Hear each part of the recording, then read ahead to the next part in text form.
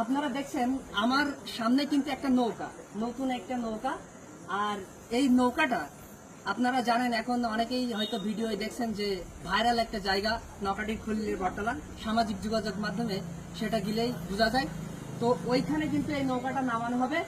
আর এই নৌকাটা দিনের বেলা না মেরামত করে কিন্তু এখন দেখেন যে অনেকগুলো মানুষ কিন্তু একসাথে এই নৌকাটা কিন্তু মেরামত করছে। ভাই, এই নৌকাটা তো আপনারা দিনের বেলায় প্রস্তুত করতে পারতেন, কিন্তু এখন কেন রাতের বেলায় এতজন মানুষ মিলে এখন কেন প্রস্তুত করছে? এটা আমরা করছি, একটা নৌকা এখানে অলরেডি নেমে গেছে, নেমে যাওয়ার পরে আমাদের মাথায় কাজ করছে না। ওটা একটা ভাইরাল জায়গা, মিনি কক্সবাজার নামে পরিচিত হয়ে গেছে এখন। তা আমরা ওইখানে চেষ্টা করছি দ্রুত আর কি রাত্রের মধ্যে কাজটা শেষ করে আর কি আগামীকালকে আমরা নৌকাটা নামাবো।